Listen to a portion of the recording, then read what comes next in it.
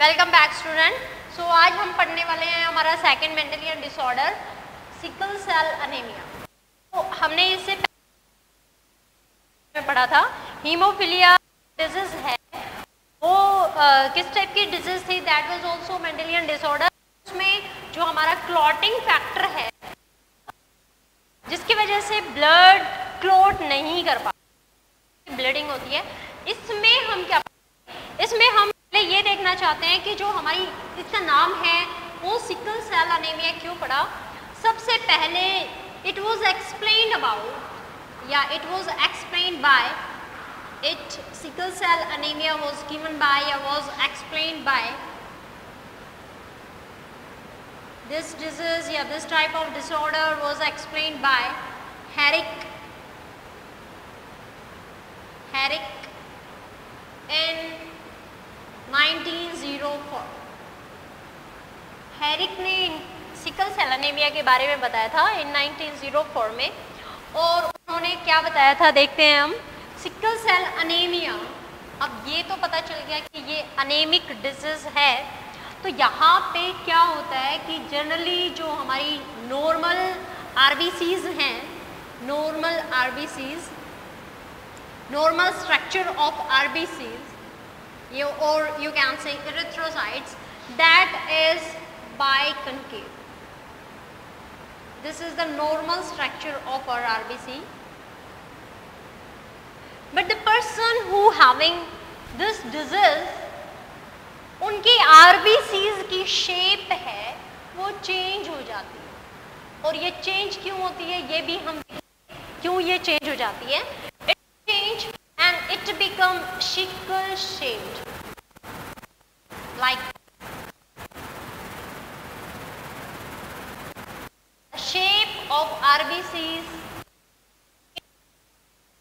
biconcave to sickle shaped जाती हैं, sickle shaped। क्यों होता है ये देखिए। You know very well that RBCs having a pigment, respiratory pigment, and that respiratory pigment is known as hemoglobin। respiratory pigment है हमारा, वो कौन सा है, that is the hemoglobin protein। and hemoglobin protein consisting या hemoglobin protein having affinity to bind with oxygen, it having affinity to bind with oxygen। ठीक है, RBC haemoglobin present होता है, इट हैविंग हीमोग्लोबिन, और हीमोग्लोबिन के पास बहुत अच्छी affinity है कि वो हमारी ऑक्सीजन गैस को बाइंड अप करके रखे। अब ये जो हीमोग्लोबिन है ये क्या है, अभी भी मैंने बताया कि हीमोग्लोबिन है that is the respiratory pigment. ये पॉइंट पे चल रहे हैं तो देखिए हीमोग्लोबिन है that is the respiratory pigment. Haemoglobin is respiratory pigment and it is made up of, ये एक कॉन्जुगेटेड प्रोटीन है, this is the conjugated protein which is made up of, conjugated protein मतलब दो चीजों से ये बना हुआ है, conjugated protein, this is gated protein, it is made up of to word, first is haem group and second है that is the protein. Protein कौन सा है, globin protein. Second protein is the globin protein. Okay, haemoglobin एक respiratory pigment है जो कि हमारे है, और ये हीमोग्लोबिन कॉन्जुगेटेड प्रोटीन है जो हीम और ग्लोबिन पार्ट से बना हुआ है। Haem is the iron part and globin है ये प्रोटीन है, दिस इज द प्रोटीन। ये जो ग्लोबिन है, this globin is made up of to chain, alpha and beta. Alpha chain का और ये बीटा चेन का प्रोटीन होता है, this is made up of two chain, this is not the structure of DNA, this is the this is the globin protein which is made up of two chain, alpha chain and beta chain. Alpha chain है वो भी दो होती हैं, 2 alpha chain and 2 beta chain. Now alpha chain, single chain of alpha consisting 141 amino acid. भाई protein है तो protein किसका बना हुआ होगा, ऑफ कोर्स अमीनो एसिड का बना हुआ होगा. सेकंड जो बीटा चेन है वो बनी हुई होती है 146 अमीनो एसिड्स. ठीक है, अब ये सारी चीजें हम क्यों बता रहे हैं, क्योंकि सिकल सेल एनीमिया है वो यहाँ हीमोग्लोबिन की बीटा चेन जब अफेक्ट होती है तो हीमोग्लोबिन प्रॉपर नहीं बन पाता, और जब प्रॉपर नहीं बन पाएगा तो ऑक्सीजन को कैसे बाइंड अप करेगा. नेक्स्ट देखिए, आपको ये समझ में आ गया, haemoglobin is a type of conjugated protein. Conjugated protein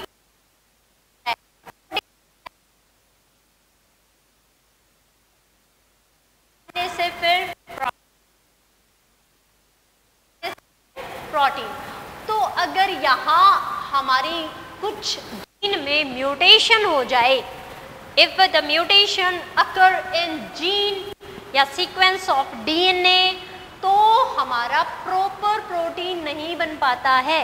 haemoglobin formation take place, abnormal haemoglobin बन जाता है, फॉर्मेशन ऑफ एबनॉर्मल हीमोग्लोबिन, और वो एबनॉर्मल हीमोग्लोबिन प्रॉपर तरीके से ऑक्सीजन के साथ बाइंड अप नहीं कर पाता. That can't bind up with oxygen. As a result जो शेप है हमारी आरबीसीज की, पूरी ऑक्सीजन की प्रेजेंस में आरबीसीज की शेप ऐसी होती है, एंड जैसे ही ऑक्सीजन की डेफिशिएंसी होती है, due to the deficiency of oxygen, the shape of RBCs change from biconcave to sickle shaped, so that we say this is the sickle shaped anemia. It is known as a sickle shaped anemia. So this was the second anemia. It was explained by Herrick in 1904. It is the blood related disease. और क्या होता है blood related disease में, normal RBCs होती हैं, वो हमारी haemoglobin plus oxygen दोनों कंसिस्टिंग करती हैं. लेकिन जब सिकल सेल एनीमिया हो जाता है तो यहाँ सिकल सेल एनीमिया में आरबीसीज की शेप है वो चेंज हो जाती है. क्यों चेंज होती है, क्योंकि हीमोग्लोबिन नहीं बन पाता.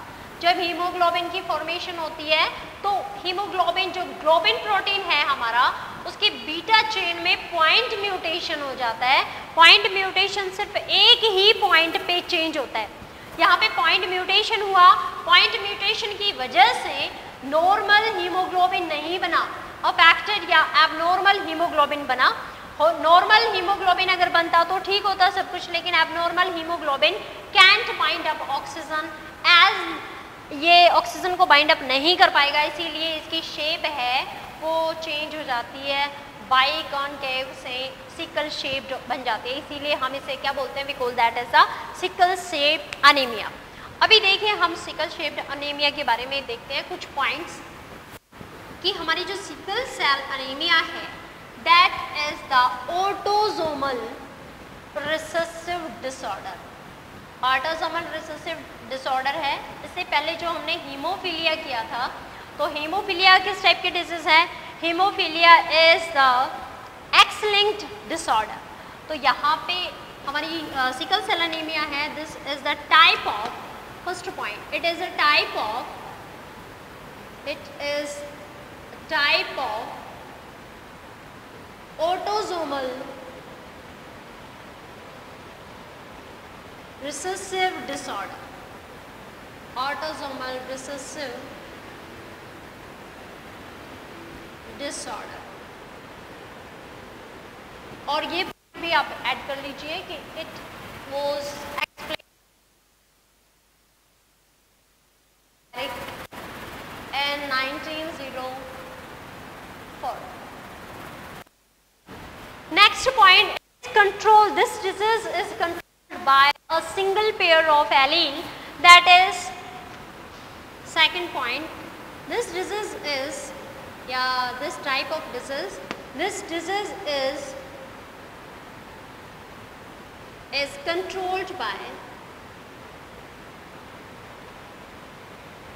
this disease is controlled by a single pair, yeah, this is controlled by a single pair of allele.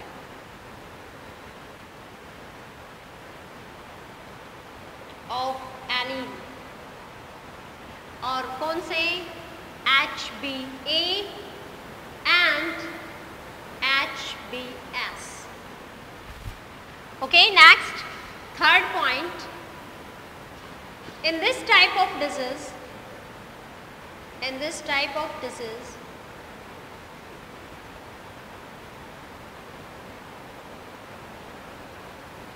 the shape of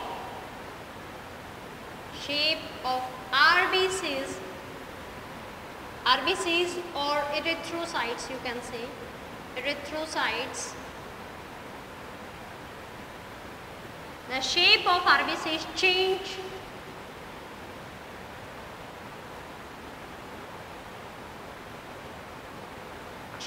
from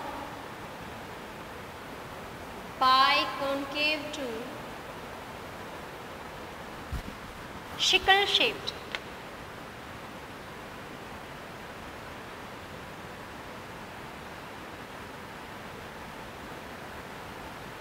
Due to the deficiency of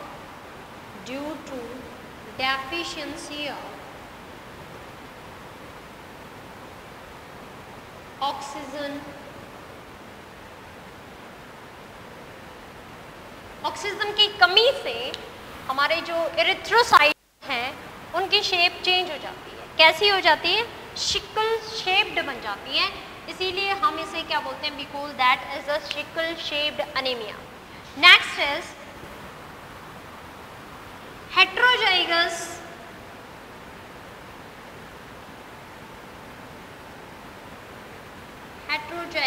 individual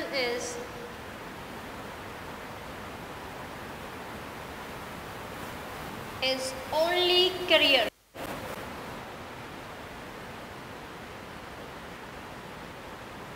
heterozygous individual होगा, कैसा होगा? सिर्फ career.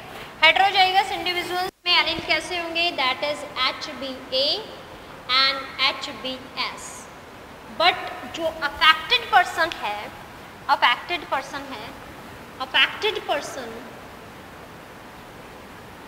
या affected individual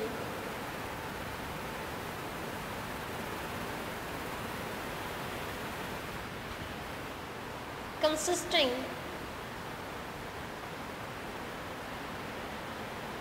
HbS means homozygous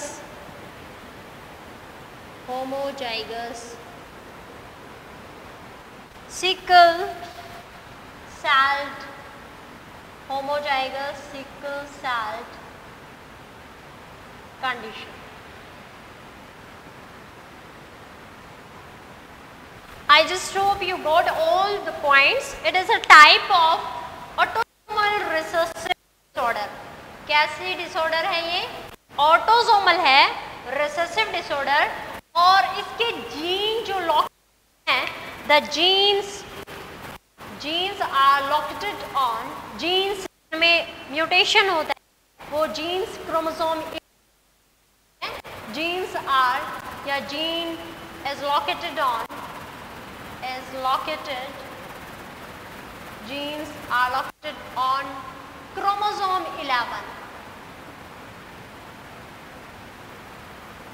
Chromosome 11th chromosome पे इसके gene present होते हैं. So it chromosomes हैं, 11th क्रोमोसोम है, gene is located on chromosome 11. So chromosome है वो कैसा है? Autosomal chromosome. So that we say that it is a type of autosomal recessive disorder. यहाँ पे this disease is controlled by single allele HbA and HbS. ठीक है? Normal person होगा उसे हम HbA से डिनोट करेंगे, HbA.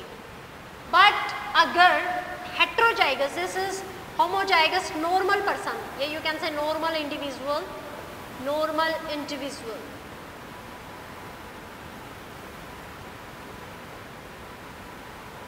It's having homozygous, hemoglobin A, hemoglobin B.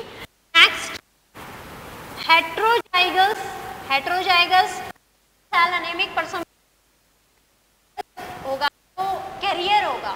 वो कैसे होगा? हेट्रोजाइगस. उसके एलील कैसे लिखेंगे हम? Heterozygous.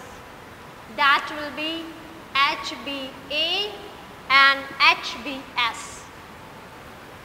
Hemoglobin, this is na, and A and this is S. Next, sickle cell anemic person. Sickle cell anemic person, it will be, इसके जो allele होंगे वो कौन से होंगे? HbS, that is homozygous, and HbS. So देखिए, it is in this type of disease the shape is RBCs मतलब erythrocytes sickle shaped, and क्यों हुआ ऐसा? Due to deficiency of oxygen. भाई ऑक्सीजन है वो तो किसके साथ बाइंड अप करती है? हीमोग्लोबिन के साथ. और अफेक्टेड तो ऑक्सीजन बाइंड अप नहीं हो पाएगी ना, क्योंकि हीमोग्लोबिन हमारा अफेक्टेड हो गया. और हीमोग्लोबिन की कौन सी chain? Beta chain. Next, heterozygous is only carrier. This is heterozygous and this is only carrier. यहाँ पे ये हमारा शो नहीं करता है क्योंकि ये कैरियर है सिर्फ, लेकिन इसमें इसके एलील जरूर प्रेजेंट है. Affected individual consisting homozygous anaemic sickle cell anaemic condition, so that is the allele होंगे इसके अंदर HbS. नेक्स्ट देखें तो हमारा जो सिकल सेल अनेमिया है उसमें अगर हमारे heterozygous parents cross with each other, heterozygous parents who having different allele या who having heterozygous condition, तो यहाँ पेरेंट्स जिनकी heterozygous condition है अगर वो आपस में मैरी करते हैं then they produce 4 type of not a hemo, जो हमारे सिकल सेल एनीमिक पर्सन नहीं, हमारे हेट्रोजाइगस पर्सन है, अगर वो मैरी करते हैं या वो क्रॉस करते हैं तो वो 3 टाइप्स के चिल्ड्रन प्रोड्यूस करते हैं. They produce 3 types of children. कौन कौन से? First is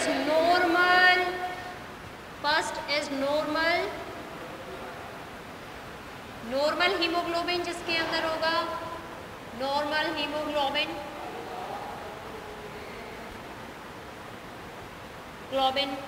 second is 2 heterozygous children.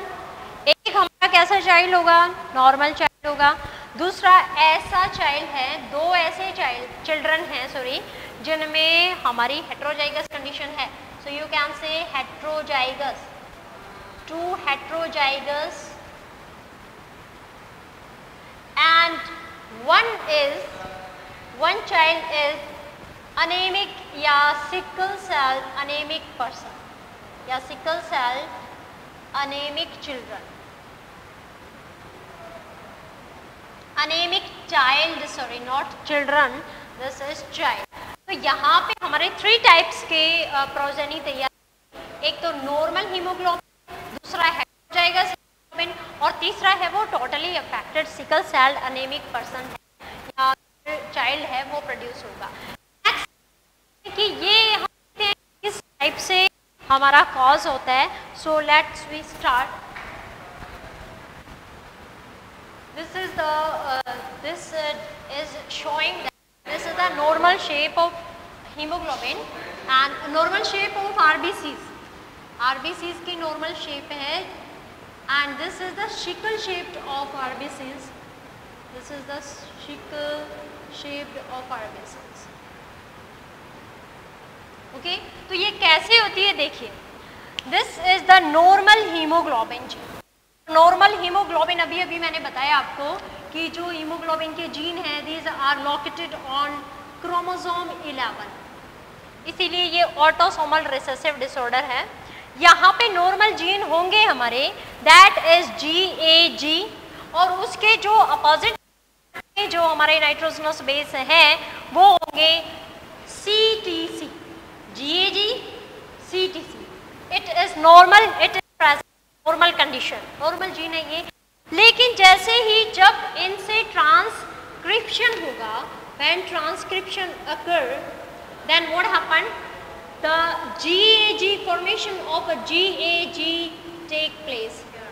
तो यहाँ पे mRNA ट्रांसक्रिप्शन हुआ, mRNA स्ट्रैंड पे जो न्यू पॉलीमराइजेशन हुआ न्यूक्लियोटाइड्स का, सॉरी जो हमारे नाइट्रोजनस बेस का, वो होंगे GAG, which codes for glutamic acid. Did you get my point?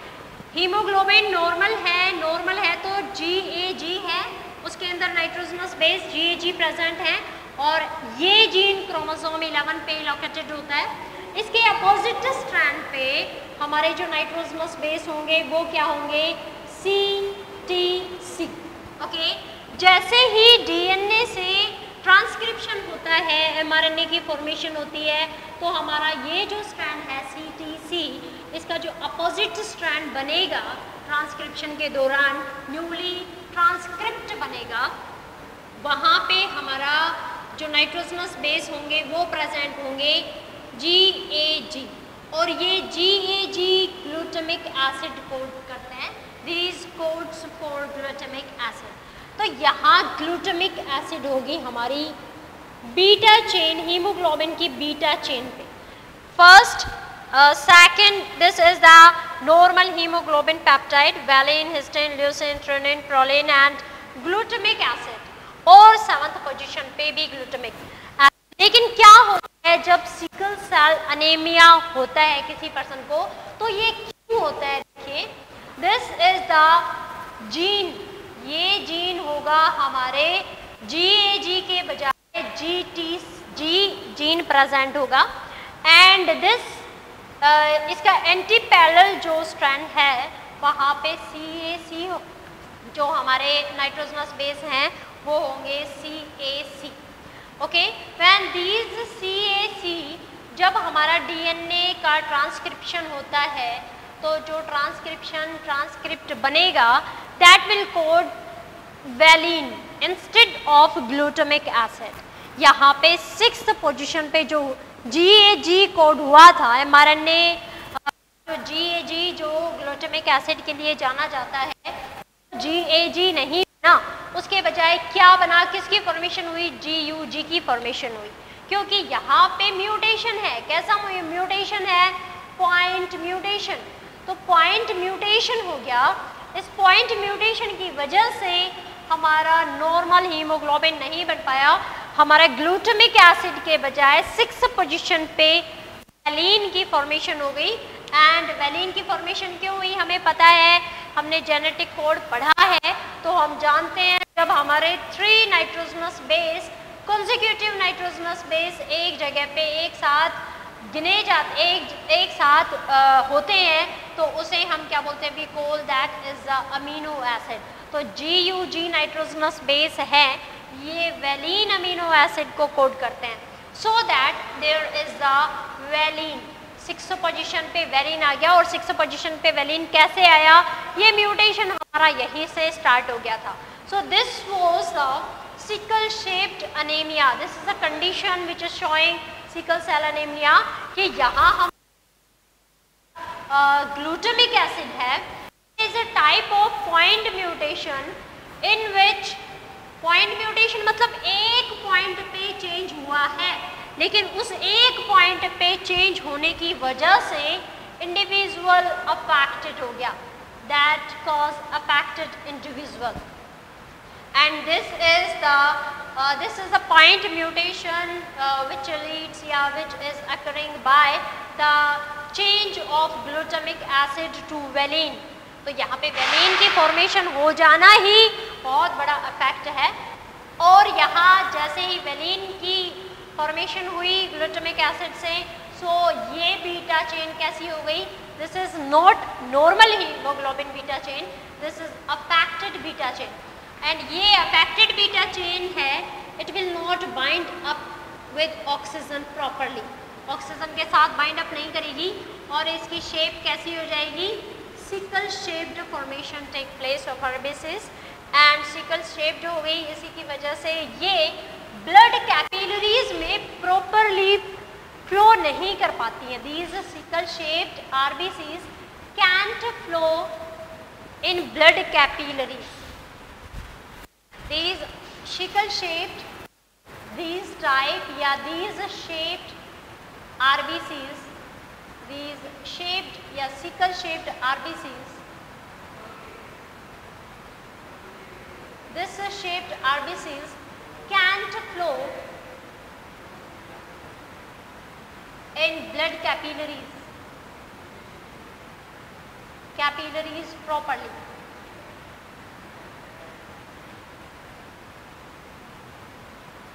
As a result,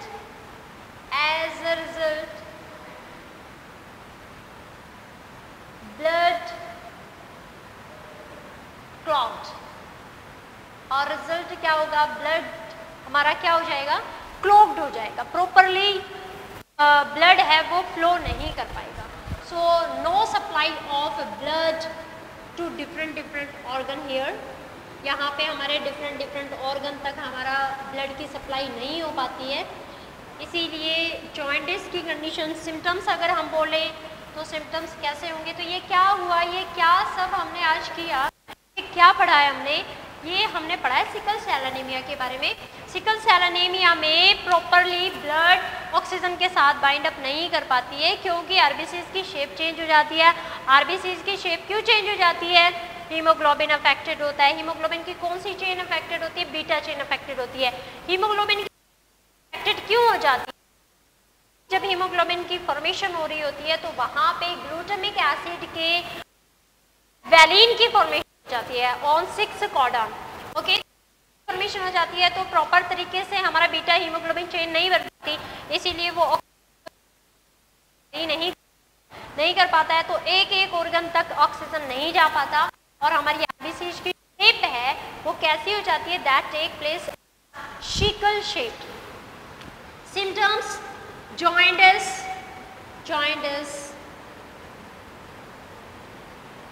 jaundice occur. Next, muscles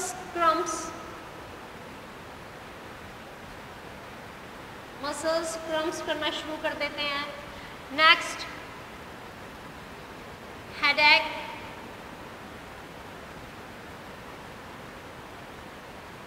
ये कुछ हमारे सिम्टम्स हैं. कौन कौन से, jaundice occur, next is headache and brain और स्प्लीन है that get damaged. Spleen and brain get damaged. So students, ये हमारे कुछ सिम्टम्स हैं जैसे जॉइंटिस हो जाना, नेक्स्ट मसल्स क्रम्स करना, हेडेक रहना, स्प्लीन और ब्रेन पूरी तरह से डैमेज हो जाना, ये सिकल सेल एनीमिया के सिम्टम्स थे. इफ़ यू तो ये हमारे सिकल सेल एनीमिया के बारे में ख़त्म हुआ. अगर आपको कोई भी प्रॉब्लम हो इससे रिलेटेड तो आप कमेंट बॉक्स में जाके कमेंट कीजिए.